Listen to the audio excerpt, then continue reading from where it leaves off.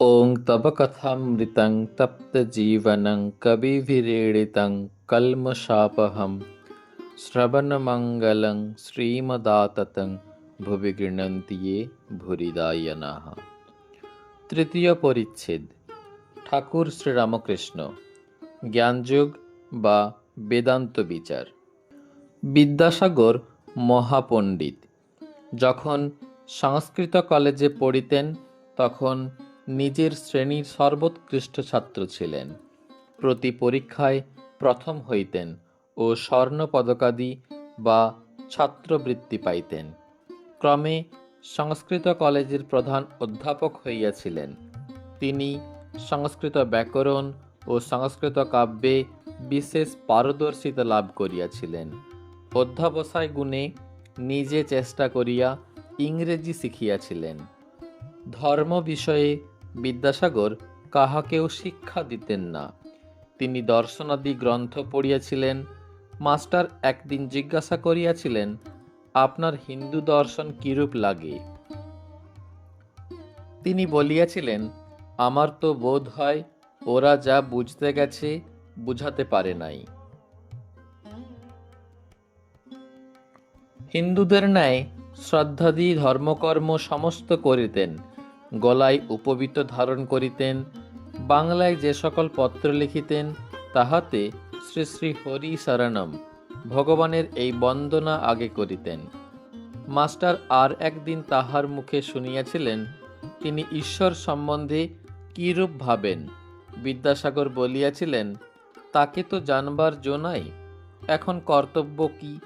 আমার মতে কর্তব্য আমাদের নিজের এরূপ হওয়া উচিত যে সকলে যদি সেরূপ হয় পৃথিবী স্বর্গ হয়ে পড়বে। প্রত্যেকের চেষ্টা করা উচিত যাতে জগতের মঙ্গল হয়।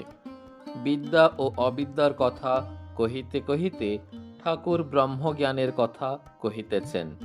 বিদ্যাসাগর মহাপণ্ডিত, ষড়দর্শন পাঠ করিয়া দেখিয়াছেন, বুঝি ঈশ্বরের বিষয় কিছুই জানা যায় না। শ্রীরামকৃষ্ণ ব্রহ্ম, বিদ্যা ও অবিদ্যার পার, তিনি মায়াতীত। এই জগতে বিদ্যা মায়া অবিদ্যা মায়া দুই আছে। জ্ঞান ভক্তি আছে, আবার কামিনী কাঞ্চনও আছে। সৎও আছে, অসৎও আছে। ভালো আছে, আবার মন্দও আছে। কিন্তু ব্রহ্ম নির্লিপ্ত। ভালো মন্দ জীবের পক্ষে, সৎ অসৎ জীবের পক্ষে, তার ওতে কিছু হয় না। যেমন প্রদীপের সম্মুখে কেউ বা ভাগবত পড়ছে আর কেউ বা জাল করছে, প্রদীপ নির্লিপ্ত। সূর্য সৃষ্টের উপর আলো দিচ্ছে, আবার দুষ্টের উপরও দিচ্ছে। যদি বলো দুঃখ পাপ অশান্তি এ সকল তবে কি, তার উত্তর এই যে ওসব জীবের পক্ষে, ব্রহ্ম নির্লিপ্ত। সাপের ভিতর বিষ আছে, অন্যকে কামড়ালে মরে যায়, সাপের কিন্তু কিছু হয় না। ব্রহ্ম যে কি মুখে বলা যায় না। সব জিনিস উচ্ছিষ্ট হয়ে গেছে। বেদ পুরাণ তন্ত্র ষড়দর্শন সব এঁটো হয়ে গেছে, মুখে পড়া হয়েছে, মুখে উচ্চারণ হয়েছে, তাই এঁটো হয়েছে। কিন্তু একটি জিনিস কেবল উচ্ছিষ্ট হয় নাই, সে জিনিসটি ব্রহ্ম। ব্রহ্ম যে কি আজ পর্যন্ত কেহ মুখে বলতে পারে নাই। বিদ্যাসাগর বন্ধুদের প্রতি। বাহ, এটি তো বেশ কথা, আজ একটি নূতন কথা শিখলাম। শ্রীরামকৃষ্ণ এক বাপের দুটি ছেলে। ব্রহ্মবিদ্যা শিখবার জন্য ছেলে দুটিকে বাপ আচার্যের হাতে দিলেন। কয়েক বৎসর পরে তারা গুরুগৃহ থেকে ফিরে এলো। এসে বাপকে প্রণাম করলে। বাপের ইচ্ছা দেখেন এদের ব্রহ্মজ্ঞান কিরূপ হয়েছে। বড় ছেলেকে জিজ্ঞাসা করলেন, বাপ তুমি তো সব পড়েছ, ব্রহ্ম কিরূপ বলো দেখি। বড় ছেলেটি বেদ থেকে নানা শ্লোক বলে বলে ব্রহ্মের স্বরূপ বোঝাতে লাগলো। বাপ চুপ করে রইলেন। যখন ছোট ছেলেকে জিজ্ঞাসা করলেন, সে হেঁটো মুখে চুপ করে রইল, মুখে কোনো কথা নাই। বাপ তখন প্রসন্ন হয়ে ছোট ছেলেকে বললেন, বাপু, তুমি একটু বুঝেছ, ব্রহ্ম যে কি মুখে বলা যায় না। মানুষ মনে করে আমরা তাকে জেনে ফেলেছি। একটা পিঁপড়ে চিনির পাহাড়ে গেছিল, এক দানা খেয়ে পেট ভরে গেল, আর এক দানা মুখে করে বাসায় যেতে লাগলো। যাবার সময় ভাবছে, এবার এসে সব পাহাড়টি লয়ে যাব। ক্ষুদ্র জীবেরা এই সব মনে করে, জানে না ব্রহ্ম বাক্য মনের অতীত। যে যতই বড় হোক না কেন, তাকে কি জানবে? সুখদেবাদি না হয় ডেও পিঁপড়ে, চিনির ৮-১০টা দানা না হয় মুখে করুক। তবে বেদে পুরাণে যা বলেছে সে কি রকম বলা জানো?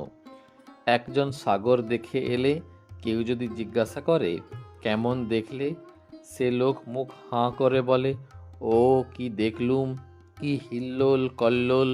ব্রহ্মের কথাও সেই রকম। বেদে আছে তিনি আনন্দ স্বরূপ, সচ্চিদানন্দ।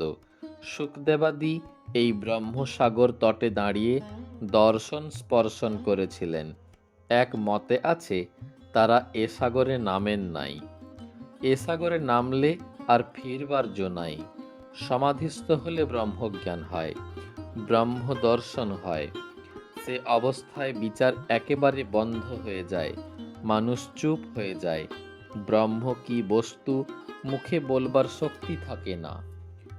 লুনের ছবি, লবণ পুত্তলিকা সমুদ্র মাপতে গেছিল, সকলের হাস্য। কত গভীর জল, তাই খপর দেবে। খপর দেওয়া আর হলো না, যাই নামা অমনি গলে যাওয়া, কে আর খপর দিবে? একজন প্রশ্ন করিলেন, সমাধিস্থ ব্যক্তি যাহার ব্রহ্মজ্ঞান হয়েছে তিনি কি আর কথা কন না? শ্রীরামকৃষ্ণ।